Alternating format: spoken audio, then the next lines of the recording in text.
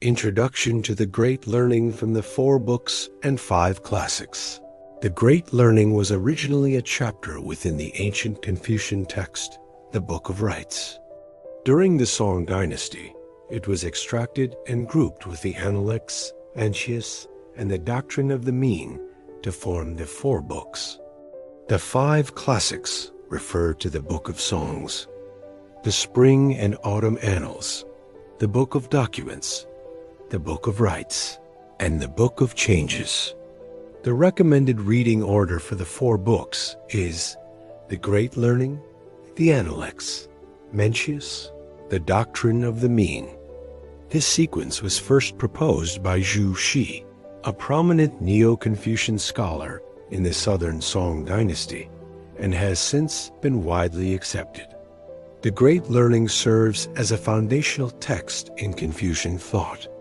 It offers a clear and concise overview of key principles, making it an ideal starting point. The Analects and Mencius consist of the sayings and dialogues of Confucius and Mencius respectively. They are relatively easy to understand and intellectually engaging. The Doctrine of the Mean, which explores human nature and the way of heaven, is more philosophically complex and is thus usually read last. The typical reading order of the 5 Classics is the Book of Songs, the Spring and Autumn Annals, the Book of Documents, the Book of Rites, the Book of Changes. Among them, the Book of Songs and the Spring and Autumn Annals are historical or poetic records and relatively easier to comprehend. The Book of Rites and the Book of Documents involve more historical and philosophical content, presenting moderate difficulty. The Book of Changes is highly symbolic and abstract, often regarded as the most challenging, and typically recommended for advanced learners after substantial prior study. The Great Learning is a prose work that expounds the Confucian ideals of self-cultivation, family regulation, state governance, and world peace. It is believed to have been written between the time of Confucius and the early Warring States period, placing it after Confucius and Zhengzi, but before Mencius and Zhenzi.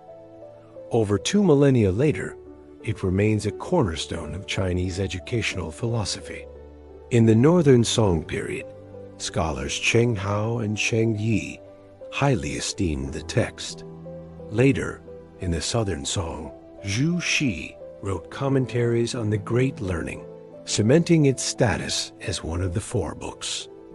From the Song and Yuan dynasties onwards, the Great Learning was adopted as a core textbook in state-sponsored education and a mandatory reading for the imperial civil service examinations, exerting profound influence on Chinese education for centuries.